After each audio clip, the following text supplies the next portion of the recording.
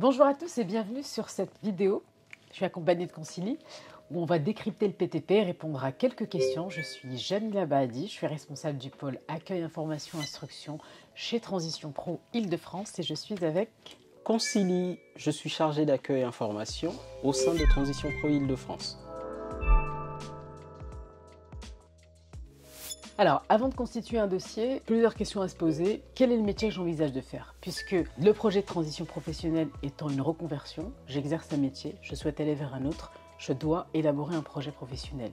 Pour cela, je peux me faire accompagner d'un conseiller en évolution professionnelle en allant rechercher sur le site moncep.fr selon votre statut, qui peut vous accompagner de façon gratuite. La deuxième étape, une fois qu'on a élaboré son projet, c'est de trouver la formation qui va nous permettre d'aboutir à ce projet, puisque la formation n'est que le moyen, en rencontrant et choisissant l'organisme de formation, puis la formation et les dates de formation.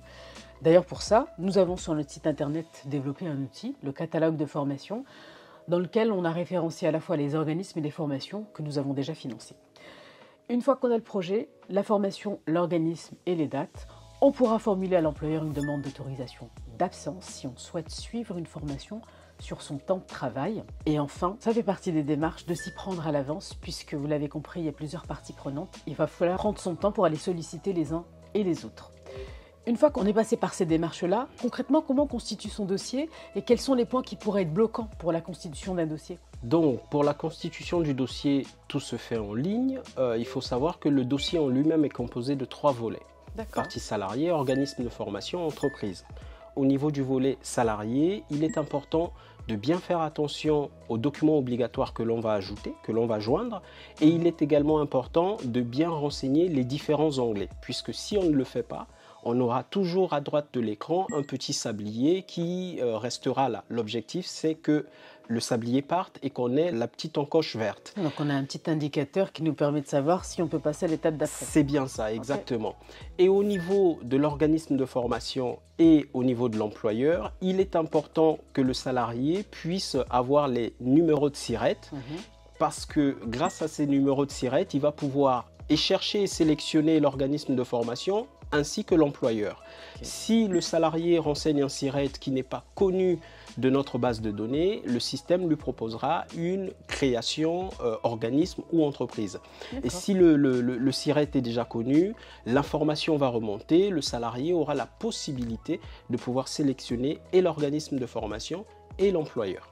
Alors, si cette fiche n'est pas créée, n'est pas reconnue, comme tu disais, dans la base de données, il y a une création qui se fait par le salarié et qui est validée par Transition Pro, c'est ça? Alors, il y a une demande de création qui est complétée en ligne par le salarié, qui est transmise à la Transition Pro, et c'est nous qui allons nous charger de créer l'entreprise ou l'école.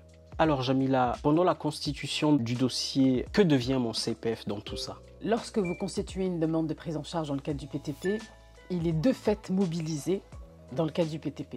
C'est-à-dire qu'on va aller récupérer tout ce qu'il y a sur votre compte. Et d'ailleurs, ce qu'il y a sur votre compte ne peut pas constituer un apport personnel. Si par exemple vous constituez un dossier que la commission décide de le financer qui reste un montant à votre charge, ce montant à charge ne pourra pas être utilisé dans le cadre d'un apport personnel parce qu'on l'aura déjà mobilisé en amont. Et enfin, si vous avez un montant à 0 sur votre compte personnel de formation, c'est quand même possible de constituer une demande dans le cadre du PTP pour avoir et bénéficier d'une prise en charge. Ça veut dire que je devrais utiliser mon CPF avant pour me financer X formation avant de venir vers la Transition Pro? C'est une possibilité, absolument. Et si le montant in fine est à 0, ce n'est pas incompatible avec une demande de projet de transition professionnelle. Alors, on a parlé des démarches, la constitution du dossier et du CPF. On va aborder la question du financement. Comment ça se passe pour le financement? Si j'ai une formation sur plusieurs années, comment Transition Pro Île-de-France va pouvoir gérer ma demande? Alors effectivement, si on a une formation sur plusieurs années, c'est possible pour le salarié de faire appel à la Transition Pro. Soit pour solliciter le financement d'une ou de plusieurs années, ou de solliciter le financement pour la totalité de sa formation. Et le salarié a aussi la possibilité de pouvoir solliciter son employeur pour venir faire un cofinancement à sa demande de financement. Donc, en quelque sorte maximiser les chances, les potentielles chances pour lui d'obtenir un financement. Et il faut savoir également que pour le financement de cette formation, le PTP, le projet de transition professionnelle, finance le coût de la formation et garantit le maintien du salaire auprès de l'employeur. Donc, en ce qui concerne le coût pédagogique de la formation, le PTP peut financer jusqu'à hauteur de 18 000 € hors taxe pour 27,45 € de l'heure. Concernant la prise en charge de la rémunération, la règle est celle-ci: si le salaire de référence est inférieur ou égal à 2 fois le SMIC, la rémunération sera maintenue à 100%. Et si le salaire de référence est supérieur à 2 fois le SMIC, la rémunération sera maintenue à hauteur de 90%. Une précision sur le salaire brut? Oui, c'est bien le salaire brut, oui. En ce qui concerne la rémunération, finalement, qui la verse? Alors, pendant la formation, la rémunération est versée ou avancée par l'employeur. C'est l'employeur qui continue d'avancer le salaire et chaque fin du mois, la Transition Pro lui remboursera le salaire brut et les charges patronales. Et si je n'ai plus d'employeur parce que je suis un CDD ou un intermittent du spectacle qui a terminé son contrat? Effectivement, pour les salariés intermittents ou salariés en CDD n'ayant plus d'employeur, c'est la Transition Pro qui se substituera à l'employeur. Donc nous deviendrons l'employeur de substitution le temps de la formation. Alors Jamila, j'ai vu qu'il y avait aussi des cas particuliers, des personnes en arrêt maladie ou en congé parental. Comment ça se passe pour ce type de personnes, de public? En effet, il y a plusieurs cas particuliers, mais on va en aborder quelques-uns. Le premier, celui de la personne en congé parental ou en arrêt maladie qui souhaite accéder à une demande dans le cadre du projet de transition professionnelle. C'est possible, soit en effectuant la formation en dehors de son temps de travail, à la différence de celui qui la suivra sur le temps de travail. Il n'y aura pas d'autorisation d'absence à formuler à l'employeur. Et pour la personne en arrêt maladie, d'avoir et d'obtenir une attestation du médecin stipulant que la formation ne portera pas préjudice à la santé du salarié. On peut aborder également le cas de la candidature qui n'a pas été retenue par l'organisme de formation. Vous avez constitué un dossier, il a été financé par la commission et finalement vous n'avez pas été retenu. Deux cas de figure, soit vous décidez d'annuler la formation en nous écrivant depuis votre espace personnel, soit vous avez la possibilité de reporter la formation en modifiant l'organisme de formation dans un délai de 6 mois compté de la date de la formation initiale. Un cas qui peut également porter question: que se passe-t-il lorsque l'organisme de formation va fermer ses portes pour les congés de Noël par exemple? La possibilité, à condition de l'avoir vu avec l'employeur au moment de l'autorisation d'absence notamment, de réintégrer son poste, ça peut être possible, ou alors de poser des congés payés, de poser des RTT, voire formuler une demande de congé sans solde. Et si pour une raison ou une autre, j'ai commencé ma formation et je ne peux pas aller jusqu'au terme de cette formation, je souhaite l'annuler, plusieurs démarches quand même à faire. La première, c'est d'échanger avec l'organisme de formation pour voir quels seront les impacts sur cet arrêt, d'informer également l'employeur, à qui je rappelle, vous avez formulé une autorisation d'absence qui a été accordée avec une date de début et une date de fin, et qu'il n'a pas l'obligation de vous reprendre avant le terme de cette date.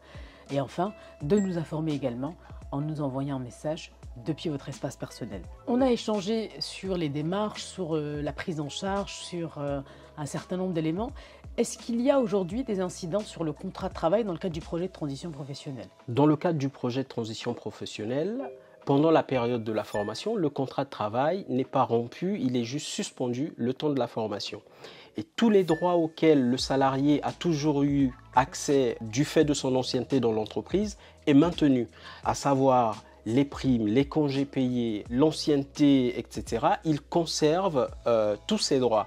Et de même, lorsque le salarié est en formation, l'organisme de formation établira un certificat de réalisation qui permettra de justifier de la présence effective de celui-ci en formation.